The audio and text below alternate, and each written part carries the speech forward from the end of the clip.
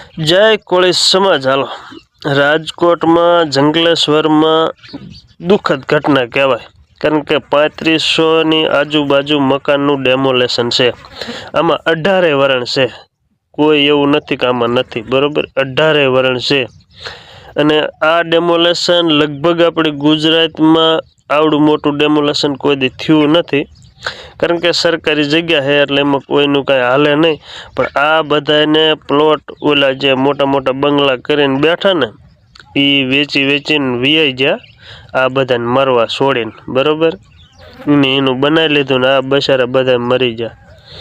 હવે મિત્રો 3500 એટલે આ તો કેવડું થયું એમ. ઓછા આપણા લગભગ 4-5 ગામ આવી જાય, કે કદાચ વધારે આવી જાય, પણ મારા અંદાજ પ્રમાણે તો એવું થઈ જાય એમ, આપણા 4-5 ગામડા થઈ જાય.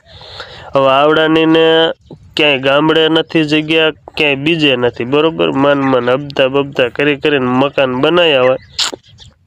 હવે અમુકને ભાડે નથી દેતા, એ તો વિચાર કરો.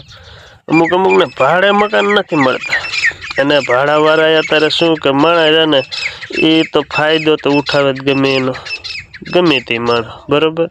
કારણ કે મુસીબતનો ફાયદો ઉઠાવવાવાળા આપણા ભારતમાં ઝાઝા.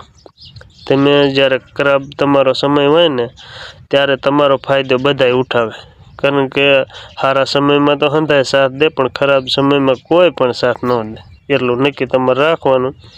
અને અત્યારે આંખ ઉઘડી જ જાય છે, કારણ કે અમે ખેડૂત છે.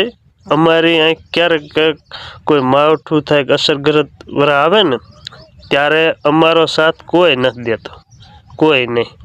આ સિટીમાં તમે અત્યારે બધા ગાડી પાડો હો ને એ સમયે કોઈ પણ સાથ ખેડૂતનો નથી દેતો, કારણ કે ખેડૂત છે ને એ આખા બધાનો પેટ ભરવાવાળો છે, સમજો? એટલે હવે અત્યારે તમને કેવું દુઃખ થાય છે, અમને જ્યારે અમારો મોલ બગડતો હોય ને તો અમને એવું જ દુઃખ થાય, બરોબર? હવે બીજું તો આપણે જાજુ શું કહેવું. જય માનતા હતા.